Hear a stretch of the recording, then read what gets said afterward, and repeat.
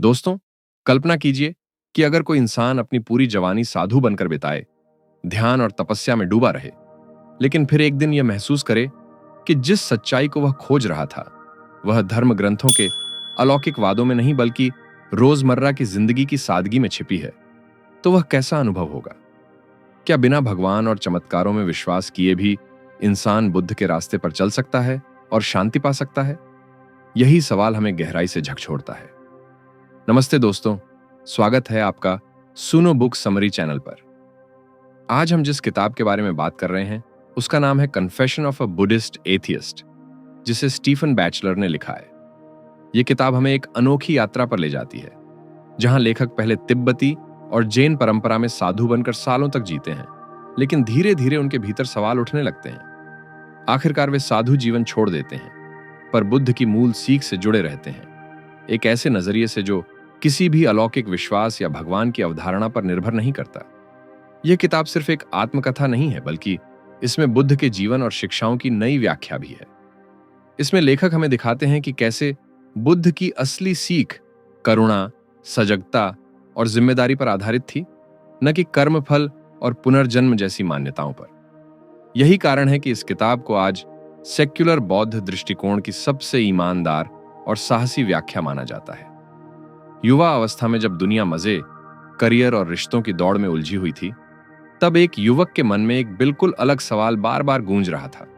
जीवन का अर्थ आखिर है क्या? उसने देखा कि बाहर की दुनिया आकर्षक जरूर है, लेकिन भीतर एक खालीपन है, एक बेचैनी है जिसे भौतिक सुखों से भरा नहीं जा सकता। यही बेचैनी उसे पश्चिम से खींचकर भारत के धर्मशाला तक ले आई। धर्मशाला, जहां हिमालय की ठंडी हवाएं चलती हैं, छोटे छोटे मठों में घंटियां बजती हैं और दूर से तिब्बती साधुओं की मंत्रोच्चार की आवाज गूंजती है। यही वह जगह थी जहां उसकी आध्यात्मिक यात्रा की शुरुआत हुई। उसने तिब्बती परंपरा के गुरुजनों से शिक्षा ली, अनुशासन सीखा और पहली बार यह जाना कि साधु जीवन सिर्फ ध्यान में बैठना नहीं है, बल्कि हर सांस, हर कदम और हर काम को एक साधना बना देना है। दिन बहुत कठिन होते थे। सुबह 4 बजे उठना, ठंडे पानी से स्नान करना, घंटों तक ग्रंथों का अध्ययन करना और बीच बीच में ध्यान की गहन साधना। साधारण भोजन, साधारण वस्त्र और सादा जीवन, यानी अहंकार और आराम को धीरे धीरे पीछे छोड़ना। यह सब सुनने में कठिन लगता है, लेकिन उसके भीतर एक नया उत्साह था। उसे लगता था कि शायद यही रास्ता उसे उस अंतिम शांति तक पहुंचाएगा जिसकी तलाश में वह घर दुनिया छोड़कर आया था। लेकिन दोस्तों, सच ये है कि साधु बनने की यह शुरुआत जितनी पवित्र और रोमांचक थी, उतनी ही चुनौतीपूर्ण भी। किताब में बताया गया है कि शुरुआती दिनों में भाषा समझना ही एक बड़ी समस्या थी। संस्कृत, तिब्बती और पाली के ग्रंथ पढ़ना, उनके जटिल अर्थ पकड़ना और फिर उन्हें जीवन में उतारना, यह आसान काम नहीं था। कई बार ऐसा लगता था कि किताबें और अनुष्ठान उसके सवालों का जवाब नहीं दे पा रहे हैं। फिर भी उस समय उसके मन में यह विश्वास था कि अगर वह धैर्य और अनुशासन के साथ साधु जीवन को अपनाएगा, तो धीरे धीरे उसके भीतर की बेचैनी शांत हो जाएगी। उसने सोचा, अगर बुद्ध ने यह रास्ता तय किया और शांति पाई, तो शायद मैं भी पा सकूं। धीरे धीरे उसका मन ध्यान में स्थिर होने लगा। उसे लगता था जैसे समय थम गया है, सांसें गहरी और हल्की दोनों हो गई हैं और मन के विचार बादलों की तरह आते जाते हैं। यह अनुभव उसे बार बार यकीन दिलाता कि उसने सही रास्ता चुना है। लेकिन भीतर गहराई में कहीं ना कहीं कुछ सवाल अब भी जिंदा थे। क्या यह सचमुच वही शांति है जिसकी तलाश वह कर रहा है? क्या यह साधना उसे अंतिम सच्चाई तक ले जाएगी, या यह भी एक और परंपरा का हिस्सा भर है? यहीं से उसकी यात्रा नए मोड़ लेने लगती है। धर्मशाला के उन दिनों में साधु जीवन का वास्तविक चेहरा सामने आया। बाहर से देखने पर साधुओं का जीवन शांत और सहज लगता था, लेकिन अंदर की दुनिया उतनी ही कठिन थी। सुबह से रात तक एक सख्त दिनचर्या बंधी हुई थी। तिब्बती बौद्ध परंपरा में शिक्षा सिर्फ किताबें पढ़ने तक सीमित नहीं थी, बल्कि उसमें बहस, तर्क वितर्क और गहरी साधना शामिल थी। सुबह के घंटे ग्रंथों के अध्ययन के लिए होते, मोटे मोटे ग्रंथ जिनकी भाषा इतनी कठिन थी कि कई बार शब्दों को समझने में ही दिन बीत जाता। संस्कृत, तिब्बती और पाली की जटिल भाषा ने उसे बार बार रोका। जब भी वह किसी सूत्र का अर्थ पकड़ने की कोशिश करता, लगता कि जैसे वह रेत पर हाथ फेर रहा हो, एक पल में सब बिखर जाता। कई बार उसे लगता कि क्या यही है आध्यात्मिक मार्ग, भारी भरकम शब्दों और अंतहीन व्याख्याओं में खो जाना। फिर आती थीं बहस की कक्षाएं। दर्जनों साधु गोल घेरा बनाकर बैठते और घंटों तक किसी एक विषय पर वाद विवाद करते। कोई कहता कि बुद्ध ने यह कहा तो दूसरा तुरंत जवाब देता कि नहीं, असली अर्थ यह है। तर्कों की इस भिड़ंत में आवाजें तेज होती, हाथों की मुद्राएं जोर पकड़ती और बीच में खड़े रहने वाले को अपनी समझदारी साबित करनी पड़ती। बाहर से यह बौद्धिक अभ्यास लगता था, लेकिन भीतर यह मानसिक दबाव पैदा करता था। उसके मन में धीरे धीरे एक द्वंद्व बढ़ने लगा। एक तरफ वह मानता था कि परंपरा में छिपी ज्ञान की जड़ें अमूल्य हैं, लेकिन दूसरी तरफ उसे लगता कि कहीं न कहीं असली जीवन और अनुभव इन शब्दों और तर्कों के नीचे दबते जा रहे हैं। उसे याद आता कि वह यहां शांति और स्पष्टता खोजने आया था, न कि केवल किताबों और वाद विवाद में उलझने। यह संघर्ष सिर्फ भाषा और तर्क तक सीमित नहीं था, अनुशासन का बोझ भी बड़ा था। हर छोटी चीज नियमों से बंधी थी। कब उठना है, कब खाना है, कैसे चलना है, यहां तक कि हंसने या बोलने का तरीका भी तय था। यह जीवन उसे भीतर से बदल रहा था, लेकिन कभी कभी यह बदलाव सहज नहीं बल्कि मजबूरी जैसा महसूस होता। कई बार रात को अपने छोटे से कमरे में अकेले बैठकर वह सोचता, क्या बुद्ध ने भी इतना ही बोझ महसूस किया होगा? क्या उन्होंने भी इतने अनुष्ठानों और बहसों से होकर ही सत्य पाया था, या फिर उन्होंने सादगी और अनुभव से ही रास्ता खोजा था? इन्हीं सवालों ने उसके भीतर पहली बार हलचल पैदा की। उसे लगा कि कहीं ना कहीं वह बाहरी नियमों और परंपराओं में इतना उलझ गया है कि अंदर की शांति की ओर देखने का समय ही नहीं बचा। यह वह मोड़ था जहां उसके संदेह गहरे होने लगे। फिर भी उसने हार नहीं मानी। उसने सोचा कि शायद उसे अलग ढंग से साधना करनी होगी। शायद ध्यान ही वह साधन है जो उसे ग्रंथों और बहसों के शोर से बाहर निकालकर भीतर की आवाज सुनने देगा। और यहीं से उसके कदम उसे एक नए मार्ग की ओर ले जाने लगे, जैन परंपरा और ग्रेट डाउट की तरफ। धर्मशाला के उन कठिन और अनुशासित दिनों के बाद उसके मन में बार बार एक ही सवाल उठ रहा था, क्या यही बुद्ध का असली मार्ग है? अनगिनत ग्रंथ, अंतहीन बहसें और नियमों से भरा जीवन, लेकिन भीतर की बेचैनी वैसी की वैसी थी। उसने महसूस किया कि शायद उसे कुछ और चाहिए, कुछ ऐसा जो सिर्फ किताबों का बोझ न हो बल्कि सीधे अनुभव तक ले जाए। यही खोज उसे भारत से दूर कोरिया की ओर खींच लाई। कोरिया की धरती पर पहली बार उसने जैन परंपरा को देखा। यहां का माहौल अलग था। यहां भारी भरकम ग्रंथों और लंबे अनुष्ठानों की जगह सीधा सवाल जवाब और ध्यान की सादगी थी। साधु एक सख्त मठ में रहते, लेकिन उनका ध्यान शब्दों से ज्यादा अनुभव पर था। जैन परंपरा में एक बहुत प्रसिद्ध सवाल है, यह क्या है? सुनने में यह साधारण लगता है, लेकिन साधु इसे अपने पूरे मन से जीते हैं। हर ध्यान सत्र में वे इस सवाल को अपने भीतर रखते, यह क्या है? यह मन क्या है? यह जीवन क्या है? जवाब देने के लिए कोई ग्रंथ नहीं, कोई तर्क नहीं, बस भीतर उतर कर देखना कि सचमुच अभी क्या घट रहा है। उसने भी इस साधना की शुरुआत की। घंटों तक कठोर ध्यान में बैठना, केवल सांस और शरीर पर ध्यान देना और मन में बार बार यह सवाल उठाना, यह क्या है? शुरुआत में यह बेहद कठिन था। मन बार बार भागता, शरीर दुखता, विचार उछलते। कभी लगता कि यह सब व्यर्थ है, लेकिन धीरे धीरे उसने महसूस किया कि जब वह हर चीज को यह क्या है की नजर से देखता है तो पुराने विश्वास और धारणाएं ढाने लगती हैं। एक दिन वह ध्यान में बैठा था। उसके सामने सिर्फ एक मोमबत्ती जल रही थी। उसने खुद से पूछा, यह क्या है? अचानक उसे महसूस हुआ कि उसका मन उत्तर खोजने के लिए भाग रहा है, लेकिन असली अनुभव तो उसी क्षण में है। मोमबत्ती की लौ, उसका टिमटिमाना, हवा की हल्की सी सरसराहट। उसे समझ आया कि जैन का मतलब यही है, हर क्षण को बिना नाम दिए, बिना परिभाषा थोपे, पूरी तरह जीना। इसी साधना के दौरान उसने पहली बार ग्रेट डाउट का स्वाद चखा। यह वह स्थिति थी जहां हर निश्चितता टूट जाती है।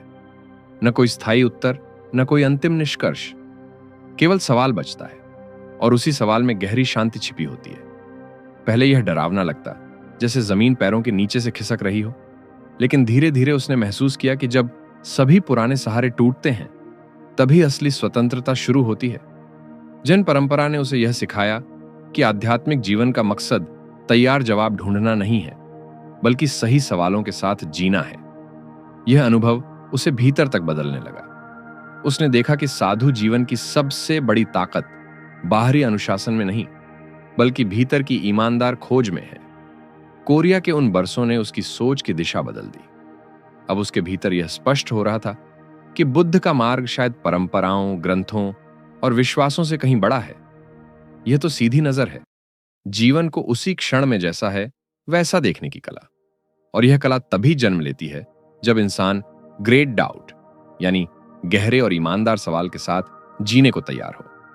लेकिन दोस्तों, जितना यह अनुभव उसे भीतर से मजबूत कर रहा था, उतना ही यह उसे परंपरागत ढांचे से दूर भी ले जा रहा था। उसने महसूस किया कि अब वह लंबे समय तक साधु जीवन के बंधनों में नहीं रह पाएगा। धीरे धीरे उसके कदम उस मोड़ की ओर बढ़ रहे थे जहां उसे साधु जीवन छोड़कर आम जीवन में लौटने का निर्णय लेना था। कोरिया में जिन साधना और ग्रेट डाउट का अनुभव उसकी सोच की दिशा बदल चुका था, उसे अब साफ लगने लगा था कि साधु जीवन ने जितना दिया है उतना ही उसे बांध भी लिया है।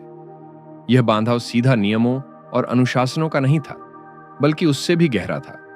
वह बंधा हुआ था उन मान्यताओं और परंपराओं से जिन्हें वह अब अपने दिल से स्वीकार नहीं कर पा रहा था। जब कोई साधु बनता है तो वह केवल वस्त्र और जीवन शैली नहीं अपनाता, बल्कि पूरे मन से यह वचन लेता है कि वह आजीवन इस राह पर चलेगा। यह एक गहरा व्रत होता है। लेकिन अब उसके भीतर सवाल उठ रहे थे, अगर मैं उन विश्वासों को ही स्वीकार नहीं करता जिन पर यह परंपरा टिकी है, तो क्या मेरा साधु बने रहना ईमानदार होगा? शुरुआती दिनों में उसने इन सवालों को दबाने की कोशिश की। वह सोचता, शायद यह मेरे अहंकार की चाल है, शायद मुझे और अभ्यास की जरूरत है। लेकिन हर ध्यान सत्र में, हर बहस के दौरान, हर नियम का पालन करते समय एक ही एहसास और मजबूत होता गया, यह मेरा रास्ता नहीं है। उसे याद है जब पहली बार उसने अपने गुरु को यह बात बताने की हिम्मत की। वह डर रहा था, जैसे कोई अपने माता पिता को जीवन का सबसे कठिन सच बताने जा रहा हो। गुरु ने धैर्य से सुना और कहा, अगर तुम्हारे भीतर सच्चाई यही कह रही है तो उसका पालन करो। साधना का असली मतलब है अपने मन की ईमानदारी से सुनना। यह वाक्य उसके दिल में हमेशा के लिए बस गया। साधु जीवन छोड़ने का निर्णय लेना आसान नहीं था। यह केवल वस्त्र उतारने का काम नहीं था, बल्कि एक पूरी पहचान, एक पूरा संसार पीछे छोड़ने जैसा था। इतने सालों से लोग उसे साधु के रूप में जानते थे। उसके मित्र, उसके सहपाठी, उसकी पूरी पहचान अब उसी जीवन से जुड़ी थी।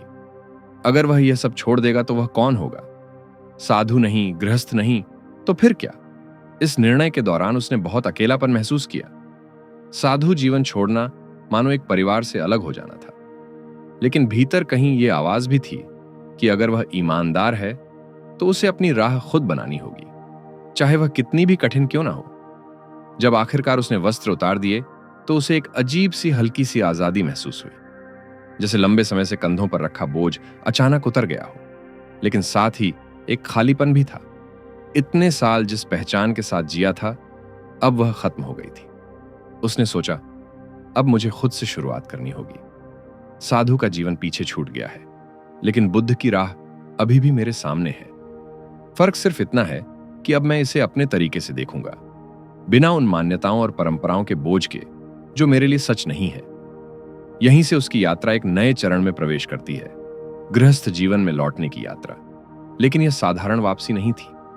यह वापसी थी सवालों के साथ, एक नई दृष्टि के साथ, और उस साहस के साथ कि वह बुद्ध की असली शिक्षाओं को उनके ऐतिहासिक और मानव रूप में समझ सके। उसने निश्चय किया कि अब वह बुद्ध को केवल एक धार्मिक गुरु की तरह नहीं, बल्कि एक इंसान की तरह समझेगा। एक ऐसे इंसान की तरह जिसने जीवन की गहराई को देखा और अपने अनुभव से रास्ता बताया। दोस्तों, यह मोड़ उसकी जिंदगी का सबसे बड़ा मोड़ था। यह केवल साधु जीवन से बाहर आने का निर्णय नहीं था, बल्कि यह तय करना था कि वह अपनी सच्चाई से समझौता नहीं करेगा, चाहे इसकी कीमत कितनी भी हो। साधु जीवन छोड़ने के बाद उसकी सबसे बड़ी चुनौती यही थी कि अब वह बुद्ध को किस रूप में समझे। लंबे समय तक वह बुद्ध को एक दिव्य व्यक्तित्व, एक चमत्कारी गुरु के रूप में देखता रहा था, वैसा ही जैसा परंपराओं ने सिखाया था। लेकिन अब उसका मन इन धारणाओं को स्वीकार नहीं कर पा रहा था। उसने सोचा, अगर मुझे सचमुच बुद्ध को समझना है तो मुझे सबसे पहले उन परतों को हटाना होगा जो सदियों में उन पर चढ़ाई गई हैं। मुझे उस असली इंसान तक पहुंचना होगा जिसे हम सिद्धार्थ गौतम के नाम से जानते हैं। यही सोच उसे पाली कैनन की ओर ले गई। पाली कैनन यानी वे शुरुआती ग्रंथ जिनमें बुद्ध के उपदेश दर्ज हैं। यह वे शब्द थे जो उनके शिष्यों ने सुनकर याद किए और बाद में लिपिबद्ध किए। हालांकि इसमें भी समय के साथ कई परतें जुड़ चुकी थीं, लेकिन फिर भी यह सबसे नजदीकी झलक देता था उस ऐतिहासिक बुद्ध की जो असल में जिए थे। उसने घंटों, दिनों, महीनों और सालों तक इन ग्रंथों का अध्ययन किया। पाली भाषा आसान नहीं थी। एक एक वाक्य को समझने में कई कई दिन लग जाते, लेकिन इस कठिनाई के बीच उसे ऐसा लगता जैसे वह समय की धुंध को चीरकर सीधे बुद्ध की आवाज सुन रहा हो। पाली कैनन पढ़ते हुए उसने पाया कि बुद्ध की शिक्षाएं उतनी रहस्यमयी और अलौकिक नहीं थीं जितना बाद की परंपराओं ने बना दिया था। वे अत्यंत मानवीय थीं। उदाहरण के लिए बुद्ध बार बार इस जीवन के दुख की बात करते हैं, बुढ़ापा, बीमारी और मृत्यु। वे कहते हैं कि यह जीवन का स्वाभाविक हिस्सा है और हमें इससे आंख नहीं चुरानी चाहिए। बुद्ध की शिक्षा में कोई अलौकिक वादा नहीं था। उन्होंने यह नहीं कहा कि किसी और जन्म में सब सुधर जाएगा। उन्होंने कहा, अभी देखो, अभी समझो, अभी बदलो। यही उनका बल था। पाली कैनन में उसने यह भी देखा कि बुद्ध ने खुद को कभी भगवान की तरह पेश नहीं किया। वे खुद को केवल एक मार्गदर्शक मानते थे। वे कहते थे, मैं केवल रास्ता दिखाता हूं, चलना तुम्हें है। यह दृष्टि उसके लिए बहुत मुक्तिदायी थी, क्योंकि इसका मतलब था कि हमें किसी आस्था या चमत्कार की जरूरत नहीं, हमें केवल अपनी सजगता और ईमानदारी की जरूरत है। उसने महसूस किया कि बुद्ध के असली संदेश को समझने के लिए हमें धर्म के ढांचे से बाहर निकलकर इतिहास की ओर लौटना होगा। हमें यह देखना होगा कि बुद्ध उस समय के समाज में कैसे जी रहे थे, किन परिस्थितियों से जूझ रहे थे और किस तरह उन्होंने एक नया रास्ता दिखाया। इस अध्ययन ने उसके भीतर यह विश्वास जगाया कि बुद्ध की शिक्षा आज भी उतनी ही प्रासंगिक है जितनी 2500 साल पहले थी, क्योंकि यह शिक्षा किसी अलौकिक शक्ति पर नहीं बल्कि मानव जीवन की वास्तविकताओं पर आधारित थी। पाली कैनन के इन अध्ययनों ने उसे एक नई दिशा दी। अब उसका मकसद सिर्फ साधना करना नहीं रहा, बल्कि बुद्ध के मानवीय रूप को खोजना और उसे आधुनिक जीवन से जोड़ना बन गया। दोस्तों, यही वह बिंदु था जहां उसकी यात्रा एक गहरे शोध में बदल गई। एक ऐसा शोध जिसने न केवल उसके विश्वासों को बदला, बल्कि दुनिया भर के हजारों पाठकों और साधकों के लिए सेक्युलर बौद्ध दृष्टि की नींव रखी। पाली कैनन का अध्ययन करते करते उसके भीतर एक गहरी इच्छा जन्म लेने लगी। किताबें पढ़ना अलग बात है, लेकिन जिन जगहों पर बुद्ध वास्तव में रहे, चले और सिखाए, उन धरती को छूना, वहां की हवा में सांस लेना और वहां की मिट्टी को महसूस करना, यह कुछ और ही अनुभव है। यही इच्छा उसे वापस भारत ले आई। वह उत्तर भारत के उन स्थलों की ओर निकला जो बुद्ध की जीवन यात्रा के साक्षी रहे हैं। यह यात्रा केवल ऐतिहासिक स्थानों को देखने की नहीं थी, बल्कि यह एक भावनात्मक और आध्यात्मिक यात्रा थी। सबसे पहले वह लुम्बिनी पहुंचा, नेपाल की सीमा पर स्थित वह जगह जहां सिद्धार्थ गौतम का जन्म हुआ था। यहां खड़े होकर उसने कल्पना की कि 2500 साल पहले एक राजकुमार ने आंखें खोली थीं, जो एक दिन मानवता को दुख से मुक्त होने का मार्ग दिखाएगा। लुम्बिनी के बगीचे, अशोक स्तंभ और साधुओं की धीमी मंत्र ध्वनि उसे अतीत से जोड़ रहे थे। इसके बाद वह गया बोध गया, जहां बुद्ध ने बोधि वृक्ष के नीचे ज्ञान प्राप्त किया था। आज वहां हजारों श्रद्धालु आते हैं, मोमबत्तियां जलाते हैं और मंत्रोच्चार करते हैं। लेकिन उसके लिए यह जगह किसी धार्मिक मेला सा नहीं, बल्कि एक गहरी याद थी कि एक इंसान ने यहां बैठकर अपने दुख और भ्रम का सामना किया और सत्य को देखा। वह बोधि वृक्ष की छांव में बैठा और मन ही मन सोचा, अगर बुद्ध यहां सत्य को देख सकते हैं तो मैं भी अपने भीतर सत्य देख सकता हूं। किसी चमत्कार की जरूरत नहीं। उसकी यात्रा फिर वाराणसी की ओर बढ़ी, सारनाथ, जहां बुद्ध ने अपना पहला उपदेश दिया था। धम्मचक्क पवत्तन सुत्त की गूंज जैसे अब भी वहां सुनाई देती थी। वहां खड़े होकर उसने कल्पना की कि कैसे 5 भिक्षुओं के सामने बुद्ध ने 4 आर्य सत्य और अष्टांग मार्ग की शिक्षा दी होगी। यह क्षण उसके लिए इतिहास नहीं बल्कि एक जीवित अनुभव था। जैसे बुद्ध खुद उसे कह रहे हों, सत्य को देखो, जीवन को समझो। वह श्रावस्ती भी गया, जहां बुद्ध ने कई वर्ष बिताए और जेतवन में असंख्य उपदेश दिए। श्रावस्ती के खंडहरों और शांत पेड़ों के बीच चलते हुए उसने सोचा कि शायद इन्हीं रास्तों पर बुद्ध और उनके शिष्य चले होंगे। यहां की मिट्टी, यहां की हवा, यहां का सन्नाटा, सब उसे यह एहसास दिला रहे थे कि बुद्ध एक इंसान थे जो हमारी ही तरह इस धरती पर चलते थे। उसने राजगीर और वैशाली की भी यात्रा की। राजगीर की पहाड़ियों पर बैठकर उसने सोचा कि बुद्ध यहां अपने शिष्यों के साथ कैसे चर्चाएं करते होंगे। वैशाली में उसने कल्पना की कि कैसे बुद्ध ने वहां अंतिम बार अपने अनुयायियों से विदाई ली होगी। लेकिन इस यात्रा का एक और पहलू भी था। इन स्थानों की वर्तमान स्थिति देखकर उसका मन कई बार उदास हो जाता। जहां कभी बुद्ध की सादगी और गहनता थी, वहां अब भीड़, व्यापार और पर्यटक संस्कृति हावी थी। उसे लगा कि समय के साथ हमने बुद्ध की सीख को एक धार्मिक तमाशा बना दिया है। लेकिन साथ ही उसने यह भी महसूस किया कि इन स्थानों की धूल, इन दीवारों के खंडहर और इन वृक्षों की छांव अब भी उस सत्य की गवाही दे रहे हैं जो बुद्ध ने देखा था। दोस्तों, इस यात्रा ने उसके भीतर गहरा परिवर्तन किया। उसने समझा कि बुद्ध कोई दूर के मिथकीय चरित्र नहीं थे। वे इसी धरती के इंसान थे जिन्होंने अपनी आंखों से दुख को देखा और अपनी मेहनत से उससे बाहर निकलने का रास्ता खोजा। इस यात्रा ने उसे और भी ज्यादा यकीन दिलाया कि बुद्ध की असली शिक्षा किसी अलौकिक दुनिया के लिए नहीं थी, बल्कि यहीं, इस धरती पर, इस जीवन के लिए थी। भारत की यात्रा के दौरान जब वह उन जगहों पर गया जहां बुद्ध ने उपदेश दिए थे, तो उसे यह समझ आया कि बुद्ध की असली शिक्षा न तो चमत्कारों पर आधारित थी और न ही किसी अलौकिक शक्ति पर। उनकी पूरी शिक्षा 4 आर्य सत्यों और अष्टांग मार्ग के इर्द गिर्द घूमती थी। लेकिन अक्सर लोग इन्हें केवल धार्मिक सिद्धांत मानकर दोहराते हैं, जबकि बुद्ध ने इन्हें जीवन जीने का व्यावहारिक तरीका बताया था। सबसे पहले आता है पहला सत्य, दुख का सत्य। बुद्ध ने कहा कि जीवन में दुख है। यह दुख केवल बीमारी, बुढ़ापा या मृत्यु तक सीमित नहीं, बल्कि हमारे रोजमर्रा के जीवन में भी छिपा है। जब हमारी इच्छाएं पूरी नहीं होती, जब रिश्ते टूटते हैं, जब सपने बिखरते हैं, हर बार दुख सामने आता है। लेखक ने महसूस किया कि बुद्ध यहां कोई निराशावादी बात नहीं कर रहे थे, बल्कि हमें हकीकत का आईना दिखा रहे थे। अगर हम ईमानदारी से स्वीकार कर लें कि दुख जीवन का हिस्सा है, तभी हम उससे बाहर निकलने का रास्ता खोज सकते हैं। दूसरा सत्य है दुख का कारण। बुद्ध ने बताया कि दुख का असली कारण हमारी तृष्णा है, चाह। हम हमेशा कुछ और चाहते रहते हैं।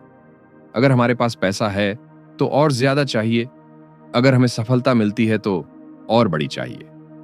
यहां तक कि अगर हमें शांति चाहिए तो भी हम उसे पकड़ने की कोशिश करते हैं। यह पकड़ने की आदत ही दुख को जन्म देती है। उसने महसूस किया कि तृष्णा केवल चीजों के लिए नहीं, बल्कि विचारों और पहचान के लिए भी होती है। हम चाहते हैं कि लोग हमें एक खास नजर से देखें, हमें मान्यता दें। जब ऐसा नहीं होता तो दुख पैदा होता है। तीसरा सत्य है दुख का अंत संभव है। बुद्ध ने कहा कि अगर हम तृष्णा को ढीला छोड़ दें, अगर हम पकड़ना छोड़ दें, तो दुख का अंत हो सकता है। यह कोई दूर का सपना नहीं, बल्कि वर्तमान क्षण में संभव है। उदाहरण के लिए, अगर हम गुस्से को पकड़ना छोड़ दें और बस उसे देख लें, तो धीरे धीरे उसका असर खत्म हो जाता है। और चौथा सत्य है दुख के अंत का मार्ग। यही है अष्टांग मार्ग। अब अष्टांग मार्ग को अक्सर लोग केवल 8 बिंदुओं की सूची मान लेते हैं, लेकिन वास्तव में यह जीवन का संपूर्ण ढांचा है। इसमें शामिल है सम्यक दृष्टि, यानी जीवन को जैसे है वैसे देखना, न अपने भ्रम से, न दूसरों की अपेक्षाओं से, बल्कि सच को सीधे देखना।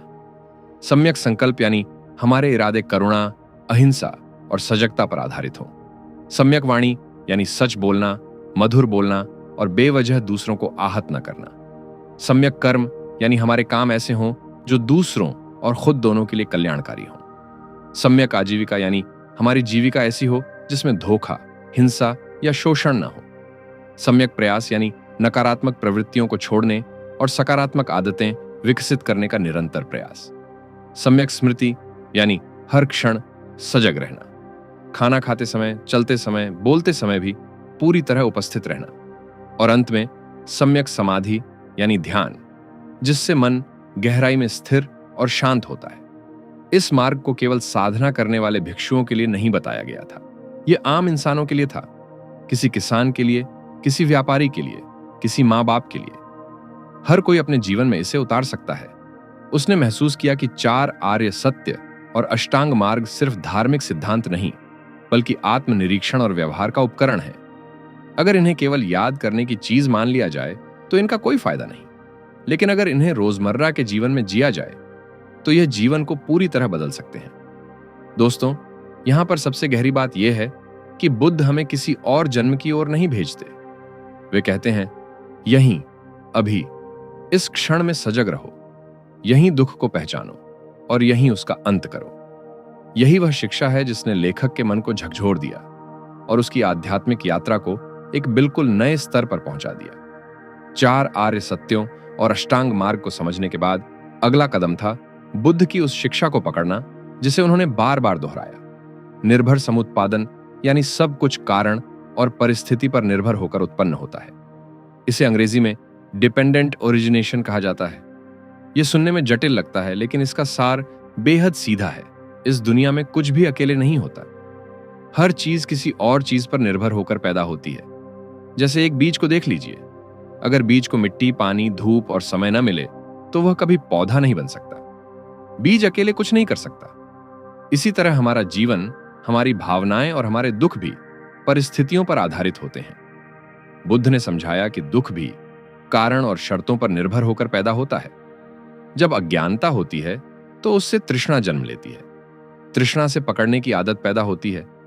पकड़ने से मोह और पहचान जुड़ते हैं और यह सब मिलकर दुख का चक्र बना देते हैं। लेकिन दोस्तों, अच्छी बात यह है कि अगर इन कारणों को समझ लिया जाए तो यह चक्र तोड़ा जा सकता है। अगर तृष्णा को ढीला छोड़ दिया जाए, अगर अज्ञानता की जगह सजगता लाई जाए, तो दुख अपने आप कम होने लगता है। लेखक ने इस विचार को अपने जीवन से जोड़कर देखा। जब वह साधु था, तब अक्सर उसे लगता था कि अगर उसने ध्यान सही से नहीं किया तो वह असफल है। यह विचार उसे बेचैन करता था। लेकिन जब उसने निर्भर समुत्पादन को समझा तो उसने देखा कि उसकी बेचैनी अकेले खड़ी नहीं थी। यह पैदा हुई थी तुलना करने से, अपनी पहचान को सफल साधु मानने से और उस पर चिपके अहंकार से। जब उसने इन कारणों को देखा और छोड़ा तो बेचैनी भी धीरे धीरे खत्म हो गई। बुद्ध की यही शिक्षा हमें सीधा यह सिखाती है कि दुख से भागना नहीं, बल्कि उसका ईमानदारी से सामना करना है। जब कोई प्रियजन हमें छोड़कर चला जाता है तो दुख होना स्वाभाविक है।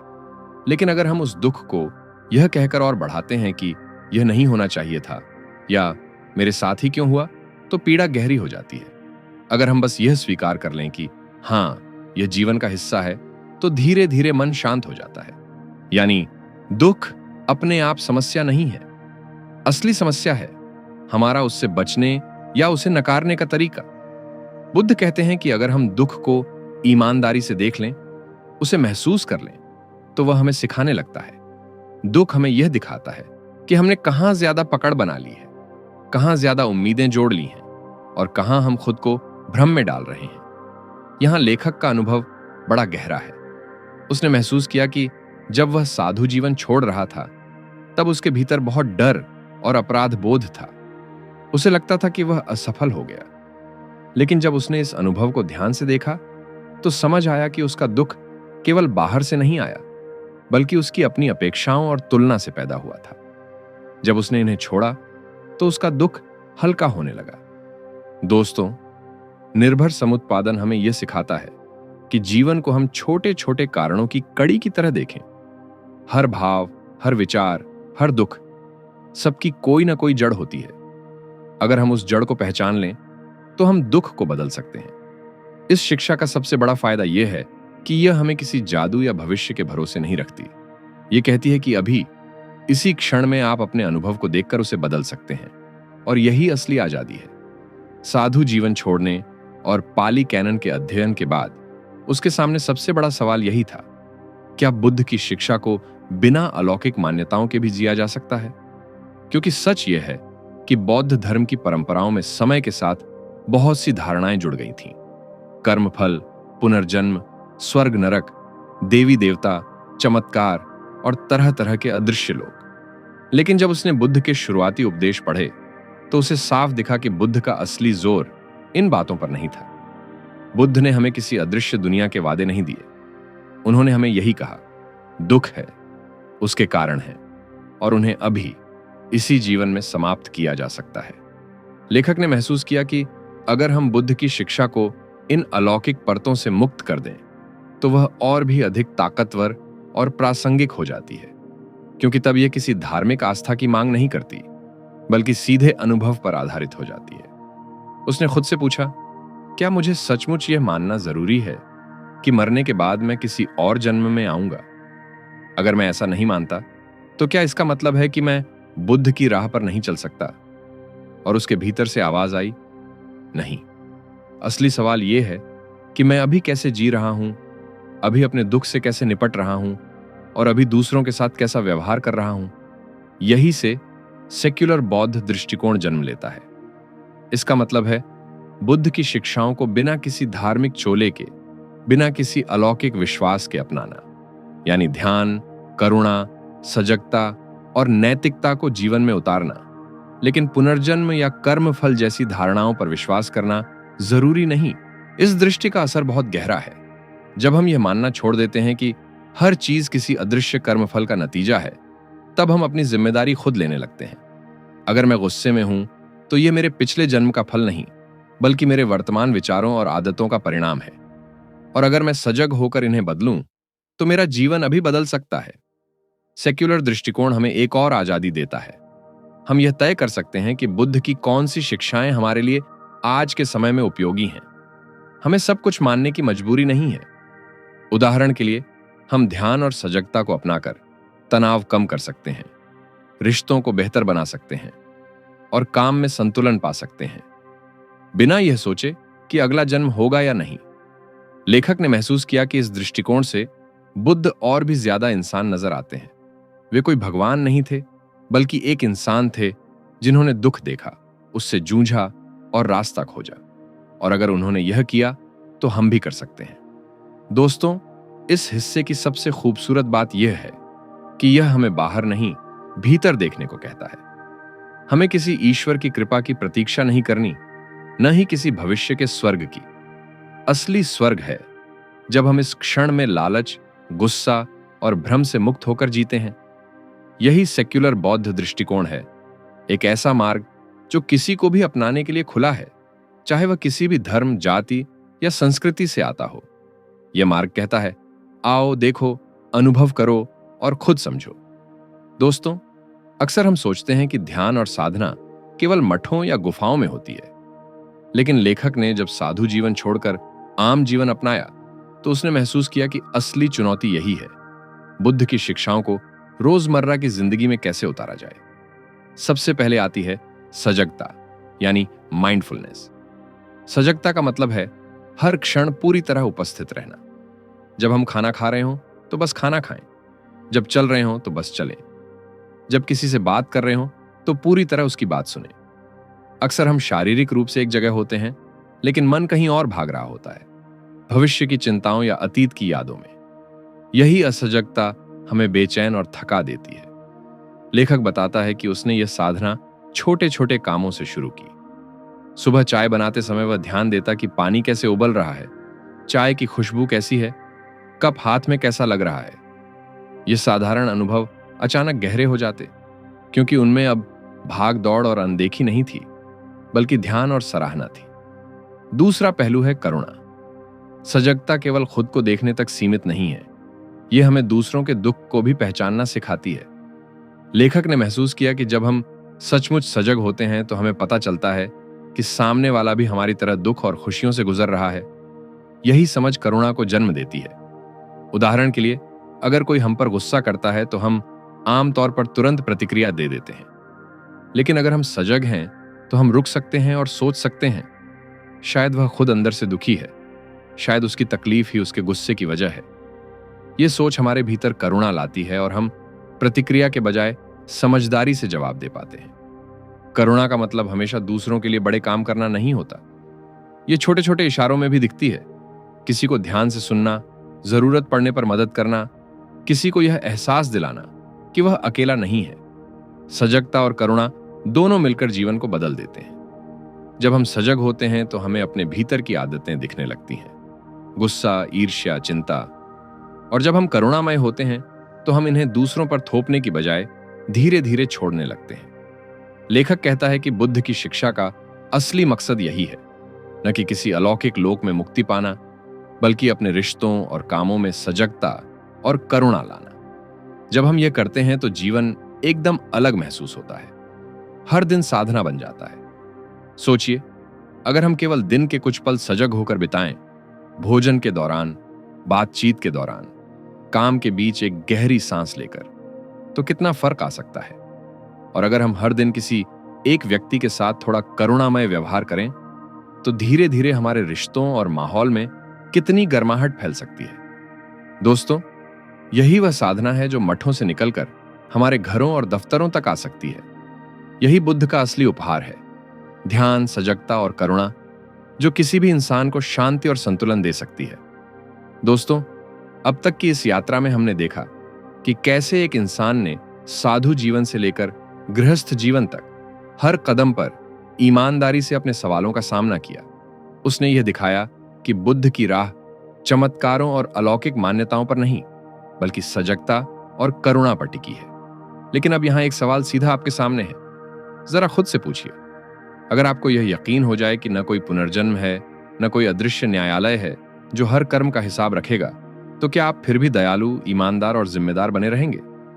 सोचिए, अगर यह जीवन ही सब कुछ है तो क्या आप इसे वैसे ही जिएंगे जैसे अब तक जी रहे हैं, या फिर आप अपने रिश्तों को, अपने फैसलों को और अपने समय को और गहराई से देखेंगे? यह सवाल हमें भीतर तक झकझोरता है, क्योंकि अक्सर हम अच्छे काम इसलिए करते हैं कि हमें किसी भविष्य में इनाम मिलेगा या बुरे काम से हमें दंड मिलेगा। लेकिन अगर यह सब न हो तो क्या हम फिर भी अच्छा करेंगे? यही वह बिंदु है जहां बुद्ध की शिक्षा हमें खड़ा करती है।